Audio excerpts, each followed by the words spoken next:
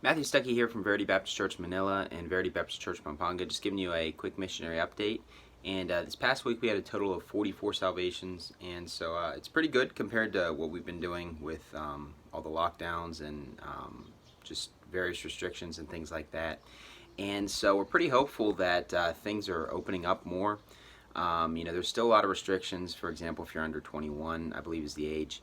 But in October, they're supposed to re-enter school, and so they're going to start, we presume, letting children out that are, or people out that are under the age of 21. Hopefully that will be for everyone, because obviously it's very difficult on the moms right now that are not able to get out too much because of they have young children and things such as that. So we had 44 salvations this past month, or this past week, and in the Philippines, in Manila, the number one rainiest season is August, which we just ended. So pretty much May to November is your rainy season. And then there's pretty minimal rain the rest of the year. Obviously there are some exceptions, but just in general. And so August is kind of the peak of it, and it starts to go down quite a bit in September, then October, and November just kind of tails off. And so we kind of went through the stretch, which would be kind of the toughest for soul winning on a normal year without restrictions. And so there will probably still be a lot of rain this month as well, but it's going to be tailing off. Like even this morning I went out to memorize the Bible, and it was started to rain, and so I kind of came back and things like that. But it's tailing off, which is going to be helpful, and it could coincide with less and less restrictions with the coronavirus, which would really help boost our soul winning results and everything. As of now, there's still a lot of people that have not been able to come to church for a while because they have young children and there's various restrictions. Now, in Manila and Pampanga, which is kind of our main area of concern because those are where our two churches are, it seems like things are calming down. There are some other provinces that hadn't really had too many cases before, but now they're starting to have some, so they're being pretty strict. And a lot of people that are at our church in Manila are from various provinces. So just continue to be in prayer for all of our church family and everything like that. Obviously, it's a crazy world right now.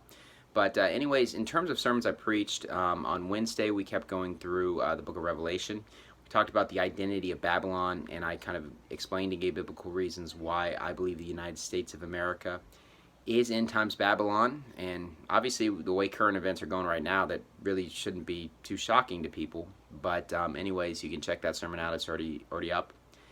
But then on Sunday morning, I preached pregnancy in light of the Bible. Pregnancy in light of the Bible. And so it's a topic that's pretty pertinent for our church now because we have a lot of first-time moms. And with a lot of first-time moms that are expecting a child here soon. And also a lot of, our church when we started, we didn't have a lot of children. We've had a lot of babies born and things like that. So pregnancy in light of the Bible, I talked about pre-pregnancy, during pregnancy, and post-pregnancy. And obviously it's a sensitive topic, but the Bible does address, even situations where things don't go well. And we do need to be prepared. If the Bible mentions it, it is something God wants us to preach about. But I kind of stuck to just the Bible itself, not to opinions on controversial issues. Just things directly the Bible does address and things we can learn. And then I preached on my other sermon. We continued the series, The Whole Body Cast into Hell, where he said, pluck out the eye, about how your eye and your ears and, outside sources of social media and entertainment can be the start of major sin and problems in your life. And so that's definitely true. And so, anyways, things are definitely kind of turning around here.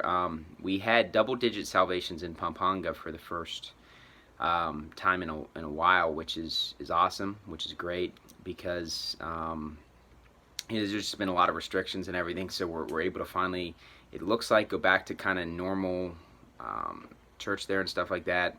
Obviously things can change, but anyways, things are kind of turning around, and just be in prayer for us. We'd love for things to open up so we could freely host the missions trip again next year and everything, but it's still a long ways away. We're still kind of seeing how some things go.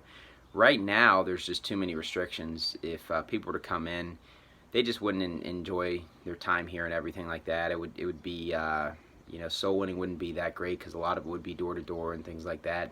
But we're hopeful that things will open up, and I think we're through the worst of it, at least in NCR, the Metro Manila area.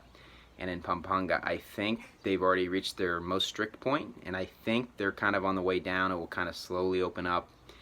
And we'll see. I do know a couple days ago they just made it mandatory in here in Pasig, where I live, which is part of Metro Manila, that you wear a face shield, not just a face mask, but a face shield, and it's a fine up to, I think, 1,000 pesos if you violate that. And so they're still being pretty strict in some areas, but in other areas it seems like it's opening up. Anyways, just continue to be in prayer for our church, and thank you, and God bless.